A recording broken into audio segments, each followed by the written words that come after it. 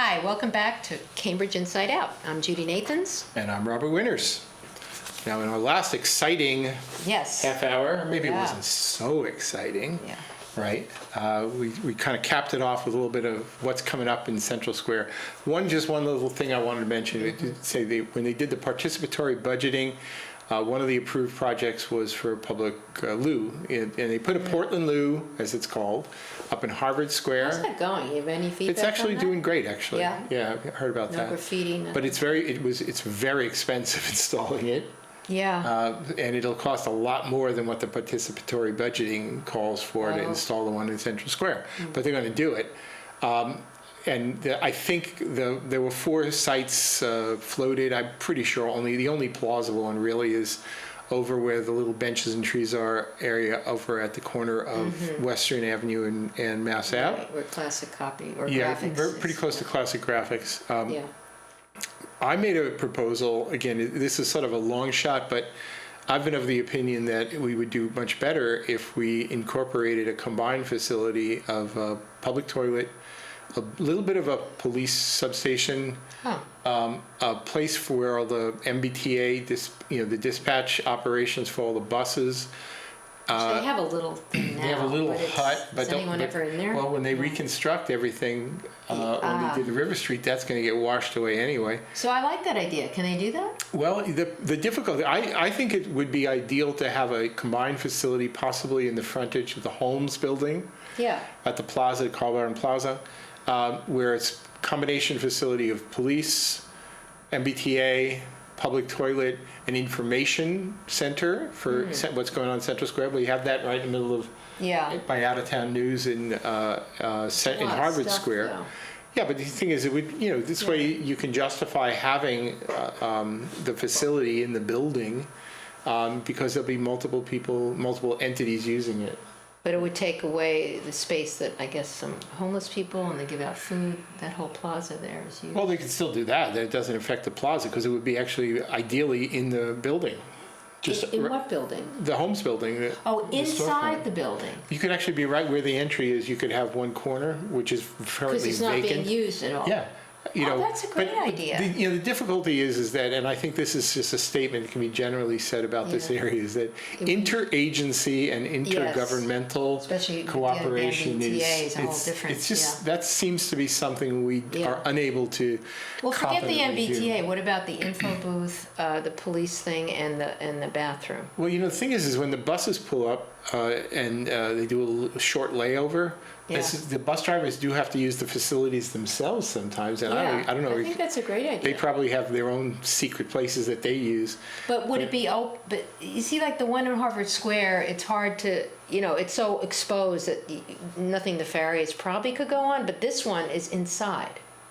But right at the storefront, so it would be, and because there'd be these other activities, it's sort of the big thing is you need eyes on it. 24-hour. Yeah, and that's maybe a problem, but maybe not. We'll see. And that's one of the things that they do like about the Portland loo. It's really right out there in the open. Of course, the people who are using the bathroom maybe are not too thrilled about it being as right. I mean, it's going to be a drawback on one side or the other. Right. So anyway, so that's something that they're working on, and there are no perfect solutions for this, but they it's definitely part of what they're discussing. Okay. I'd like to definitely talk about some of the minimum of things that came up at the city council meeting last night. I even sat in on some of that. It was over by 10 to 7. But actually, before doing that, let me just say one other, because we were talking about upcoming events. Yeah. One thing that's sort of important to me is this Envision Cambridge Advisory Committee that we all got appointed this past month, but they did finally set a date for the first public regular meeting of the advisory committee. They've been having these workshops and things all along. You're on the advisory committee. Yeah, right? So I was appointed to the advisory committee, and they're having their first public meeting of the advisory committee on Wednesday, May 18th. 6 to 8 p.m. up at the Cambridge Community Development Department at 344 Broadway, up in the 4th floor conference room. But that's only for people in that Anybody, it's a public meeting, so, Oh, okay. you know, I mean, one of the things that I'm kind of happy about is to be on the committee, so Yeah. I can just be part of the discussion during the meeting, and I won't, Right. like when we had the K2, C2 process, I had to wait for the last 10 minutes at the end of a meeting when they had a set aside part for public comment, so I see. you know, and I really wanted to sort of be part of the conversation at Yeah. many points, but I had to wait. So But now, this is different. now I'll have a Yeah. lot more opportunity to be a Good. participant. I have to say, honestly, I'm thrilled and I'm eager and I'm really looking forward to Good. this. So, you know, that's really going to float my boat personally for a while. Now, some of the things that were up on at City Council meeting on Monday, Yeah. actually, and preceded even by a bit of a demonstration of sorts out in front of City Hall. Oh, that was the mother, yeah, you want to talk about that? It was Mothers Out Front, which is, I mean, I don't know exactly how you describe them, but it's Climate primarily action, women. kind of. They're climate action, and you're very activist. Tends to be women.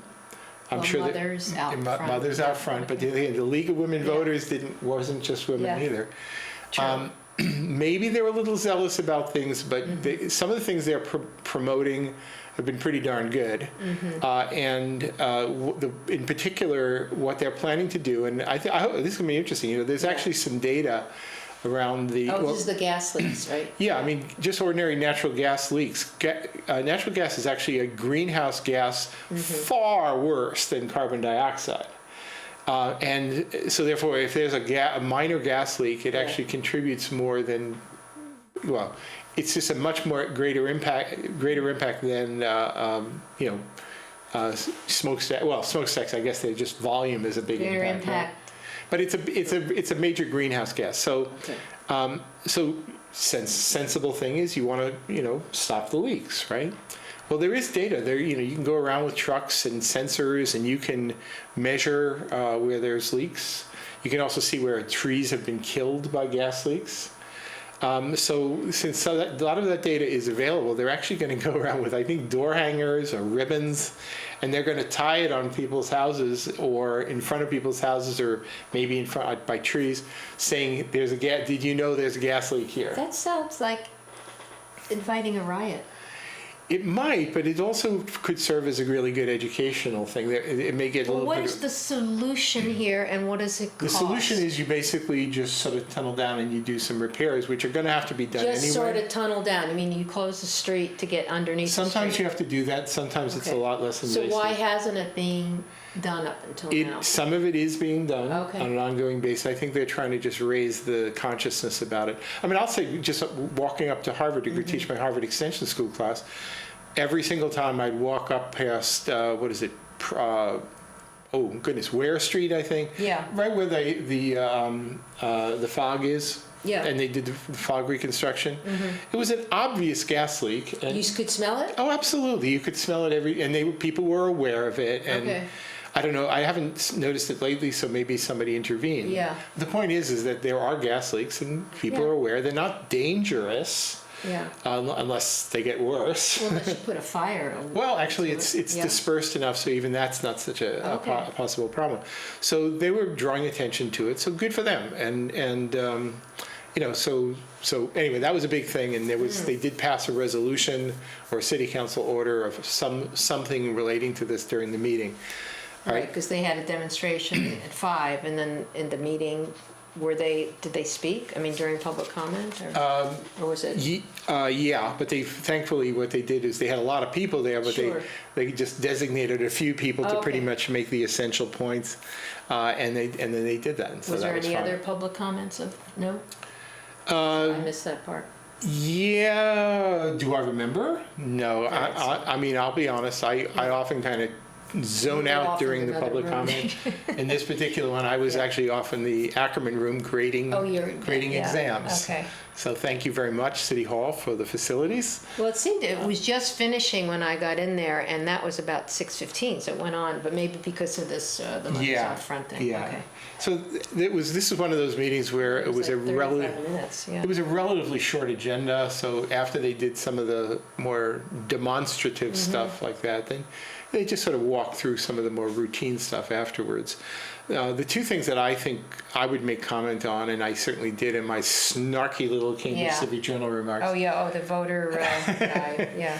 Yeah, well, the first of them that I would sort of draw attention to was there was an order calling on revising some of the regulations having to do with putting out of sandwich boards, of those signage on the streets. Sandwich board thing, that listen, came up again, yeah. Yeah, and I think the comment I made about it is, I will walk down to MIT, and oftentimes in front of Darwin's, the one down closer to MIT, they would put the sandwich board out, and they would put it out kind of in a way that kind of blocked the sidewalk. So I would just, whenever I'd see it, I'd pick it up and I would move it.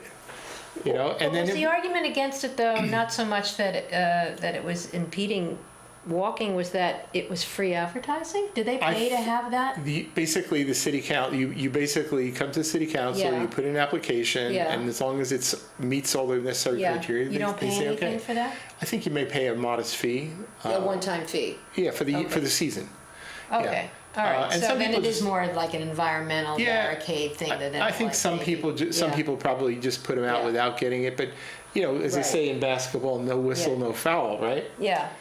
If you're putting it out in a way where a blind person is going to run into it and get tripped up, that's a problem for me. That's a problem. Yep. But other than that, I think it's just something you just sort of have to work with people and fix it. But the legislative solution is all about power and authority. So they say, well, we're going to have to increase the fees and do this here so we can. And my feeling about that is just talk to them. Yeah.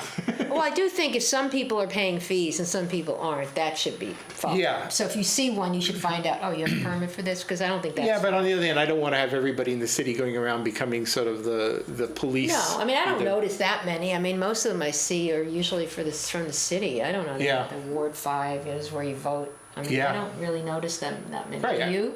Well, I mean, the city puts out ones in advance of elections, as you correctly pointed out, saying there's an election coming up. You see some of the things the city puts out. I guess there's some around here, but usually they're right at their door. Well, there's the one in front of the Central Square florist that has the, if your name is Brian, come in, you get a free rose. But it's not like out on the curb, it's really by their entrance. Yeah, I think the rules basically say you're supposed to be out close to the curb, like within 18 inches of curb. But honestly, if a place like Central Square, if you put it out at the curb, it would look like it was just put out No, of but what if rubbish. it's closer to your door? Isn't that even better? Well, that's where I've seen them. I think the right place to do it is to have the space right in front of your door out a certain distance, clear and unobstructed, and then just put it I'm just saying it's to the side. Yeah. Yeah. So just as long as it's not in the right of way. But to spend a lot of time on is what you're saying. I think there's one particular person who does public comment a lot who's just hot for signs. I mean, she's just crazy about lit signs on buildings, or she just wants to eradicate all signs. And certain councilors are being, let's say, abundantly receptive to the will of an individual here. I have a bit of an issue with that. I don't think most people in the city are all that upset about the existence of a few sandwich board signs. So, to sort of give undue weight to the testimony of an individual who's a little politically connected, I'd rather. Well, I'll bring up something that I was reading about in New York with the Clear Channel billboard. Did you read about that? That they have been in trouble because apparently the Clear Channel billboard can track your iPhone and. Oh, really? Yeah, and it gets information back to the advertisers about where the most people congregate. Wow. So that's I hate to put that out there because that's going to be on the next city council. But that's scary. Yeah. But it's also, it doesn't surprise me. The way it works. We're tracked all the. Well, you don't have one, so. I know. That's right. You have an iPad. Is that on all the time? I leave it at home, so it wouldn't matter. It's not walking past any Clear Channel billboards. But people don't realize, we already have cameras, which is, to me, that's okay. I accept that. I think there's something a little disquieting about it. Billboard, though. Clear Channel, and Clear Channel has... Makes me want to go and blow up the billboards. Yeah. Right? So that's just... for the people. Yeah. For the people. So just another added thing to whoever's listening. If that person that makes public comments, I'm sure I just made her day. Well, the thing is that billboards are regulated. You cannot build a new billboard in Cambridge. You cannot. It's illegal. So the only billboards they're all owned by Clear Channel too. I think. They've bought them up over time. Ackerley Communications had them before, and you can't. If you have a pre-existing one, you can keep it. Right. And you have to sort of maintain it, and you can, so people just keep them. So the only ones you have are the ones. Right, but those probably have sensors in them. Well, it's one of those concessions. If somebody wants to do a change, an alteration to their building, they make it part of the special permit or something where they'll say, oh yeah, will you agree to take down those signs? And they go, okay. Yeah. Other than that, they just keep them up. So you find a lot of derelict signs. There's even one right across the street, right from here, that just sit there empty. It used to say Hancock Paint on it, but it's so you just think empty. somebody, can they like sublease it to someone else? They could make money off it if they wanted to. It's like the tax credit so they don't want to take it down. Even if they're not using it, they don't want to take it down. Of course, it's like... It just sits there empty forever and ever and ever. Interesting. Now, one of the other items, and actually this is maybe something we could actually bring up on the computer, is... Is this about the city council? Yeah. So there was a proposal, this was from, it doesn't matter who it was from, but there was, it was a call for the city manager to be, and hereby is requested to coordinate with the appropriate city departments to publish a Cambridge voter guide to be distributed to each household in Cambridge a month before the 2017 municipal election. Right. Now, I have to say, I'm very sympathetic to this idea because way back when, I said this is something the city should do. But the city would say, well, I don't know if we want to get into that because people will say we're being political and we're taking sides and whatever. Right. There actually are some potential minefields here in doing something like this. So I said at the time, back in, 2001, 2003, I said, well, I'll just do it. And so you did. So I just created these Cambridge candidate pages. Which, if people have not seen them, we can go to them right now. Do that. And let's see, we can. Hopefully this works if I remember how this goes. Yeah. So so I set up something like this, and it did effectively that. It created. It was a gallery of images just to say these who the candidates are. And you got the information from the candidate? And basically what they sent me is what I put in. Okay. So there was no. And then you just click on their name. Yeah, why don't you just click on one of them? All right. How about you pick one here? Doesn't matter. Right, I can't decide who to vote for. There we go, right? Dennis. And then, so one of these would just open up for the particular candidate. It's got everything right there. And all the words that came from the candidates. There are links to the website, email links, Facebook, and Twitter have come into places to send contributions to them.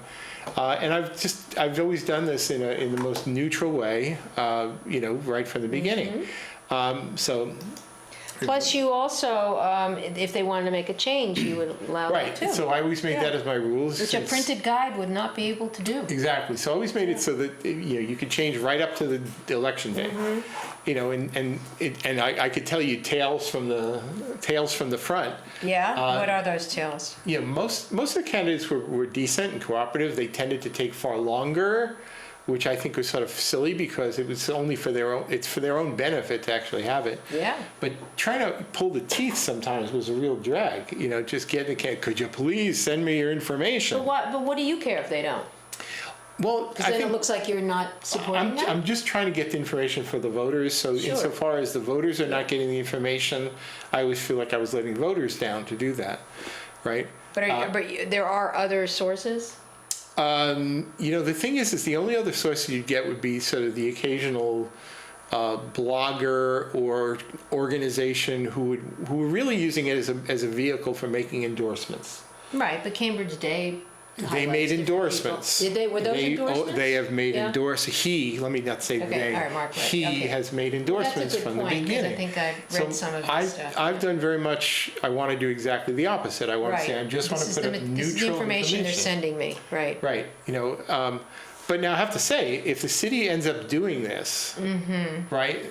Then forget. Well, I don't know. I mean, I am of two minds about this. Yeah. I don't know that I would do endorsements, but I don't think I want to ever do that because I just think that's a bit of a disservice. But maybe you could people. Put in parentheses what you think about what they say. Yeah, so just what you already do, like on the. I do it much more on the periphery. I actually stifle myself a lot in the run up to. I mean, let me tell you. I mean, to be perfectly honest. Yeah. If there are 23, 24 candidates up there, some of them are just wonderful people. Some of them are deplorable horrible. Yeah, they're just. And just biting your lip, Yeah. trying to hold back from saying what you Right. really think. Right. And from candidates who are abusing you personally. Yeah. Right? Yeah. And then still you say, oh, but please Yeah. send me your information so I can put Right. it up on your wonderful little candidate page. Yeah. There are times candidates send you stuff which is bold-faced lies sometimes. Well. So you have to say, could you please tone that down a little bit? But Yeah. generally, if they say no, then it goes anyway, right? Well, but that's what politicians do. I They know. lie. So anyway, it'll be interesting to see if the city really does go forward with this, what their experience will be. I'll bet you there's not I hope they don't, because it sounds to me that it's going to cost money, and I don't think they should be, unless they want to take it out of their own. Well, they put together little brochures for showing people about proportional representation. That's important. I think it is important. That's important because that's how you vote. Yeah, and not who you vote for. I think maybe pushing that out a little more to the voters rather than just saying, well, check out the Election Commission website, which I don't know how many people even do that. Yeah, no, I think that is more important. Yeah, so you get it out there. If they did something as simple as saying, even if it was something as simple as saying, here's what proportional representation elections are, and here are the list of candidates. Right, and here's their websites. Right. Most of them have So if it was websites. as simple Right. as that, then I think that would be an improvement. Exactly. But I tell you, I mean, I'll tell you, in the first one, I even set up candidate pages for individual candidates, like their own website back in the days when it wasn't as easy to do it. True, right. They didn't have websites. Yeah. So I remember when I set one up for Sonny Picciotto, who was a very difficult person who eventually committed murder and then murder again and suicide. Oh my God. I had to deal with him as a candidate back in 99 and 2001. And my gosh, the falsehoods that he was putting up on his candidate page, it was just nightmarish for me. But I did it. I did it. There are other candidates. I won't, I mean, I can at least say that about him. How long have you been doing this? I actually started setting You ran for council. Yeah. Was that in the 80s? Right. And I think I think because I was once a candidate and started doing Civic Journal, people were saying, oh, this isn't fair. You're biased. Promoting yourself, which I never did. I know. But the truth is that that's one of the reasons why I said, well, maybe I should do this for all candidates. Yeah. And this way, so that was how I got started in it.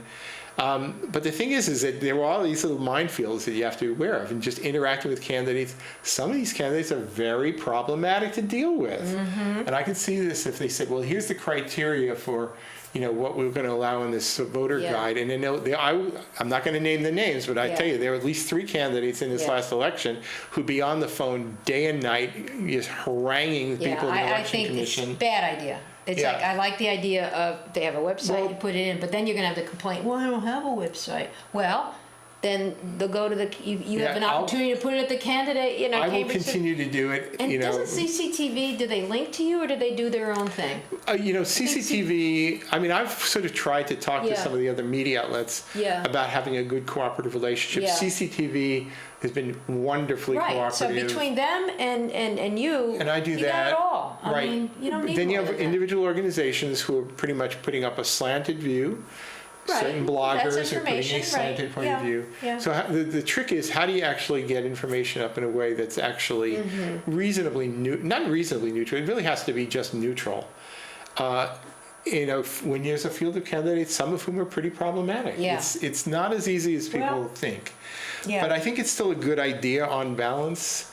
That's why I think it's good to go to forums, live forums, because then you can see them. But back in the days when I was a candidate, you might actually get I mean, the Porter Square Neighbors Association is the only public forum I've been to that's really well attended, and generally, they make a good effort at that. I went to a lot of them. They were pretty well attended. The one down at the Broad Institute that was moderated by the Better Cambridge one. Yeah. Oh, yeah. Okay. And I couldn't make that one. But one of the things, if you go to a few of these, you'll see the same people going from one to the other. Yeah. And there are a lot of people who are in attendance who are actually affiliated with the candidates in their campaigns. Right, but if that's still, they still have to answer to the public. I know, but if the purpose of a forum is to actually get information out to the public, Oh, you're who are saying that they unaware, lead the discussion? they're the ones in the crowd, Well, and that's so true, you're yeah. sort of preaching to the choir half the time. Well, that's a good point. So we need to do some things a little Yeah. bit better. One of the things the question I raise about if the city were to do something like that, Yeah. what will the city do if, as part of a candidate's platform or biography or statement, puts in things that are just bold-faced lies? Well, Right? according to who? Well, think about it. You got a situation here because now Yeah. you're going to put somebody from the election commission maybe is then put into a position where they have to then say to candidate X, "Excuse me, Mr. So-and-so, but I don't think that's true." I think Or do they just go with it? I think they're going to have to do what you do. Yeah, They can't editorialize. They cannot question. yeah. So and because they can't do it, and because it's coming from the city and it seems official, they shouldn't put it out. Yeah. They should just link to other sources. There's another thing I Yeah. would speculate on too, which is Yeah. that let's say you're an organization and you've got an axe to grind about whatever. Yeah. So what you say is we want to get maximal coverage of our organization's, not just candidate, but our platform. So what do is maybe we have a few incumbents who are kind of with us, but we want to elect new people, but we also just want to get our message out there.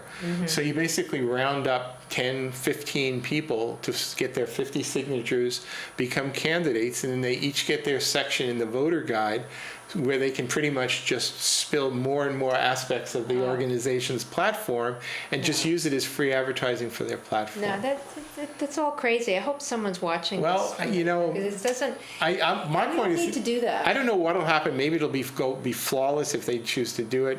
But the point I'll make simply is that it's not an automatic easy But thing Robert, to how do. many people are producing those kinds of things anymore? With when you have the websites and you have instant changes. I mean, even the newspapers are going out of business because they can't Right. get the news out fast enough. But I think any organization that really wants to put their message out, and they tend to really they ramp it up in anticipation of a municipal election, they would definitely jump all over this. Yeah, but they have their own brochures. I mean, they have a million of them. They do, but but then they don't mail to every household in the city, and this would be out to every household in the city. The city's going to have to take a more neutral. I like your idea of explain proportional representation, explain where you vote, how you register. All of that makes sense. All that makes sense. Right now, they do send a card saying here where you vote, but right. But if you haven't registered yet, so we can do better. We should do better. Yeah. But I'm not 100% sold on this, even though I am. Yeah. I mean, definitely. How could I not be intrigued? Because I already do it, right? Yeah. But anyway, we'll see. I suspect that they're not going to go beyond writing up. Speaking of not beyond, what? This has been another edition of Cambridge Inside Out. Good night.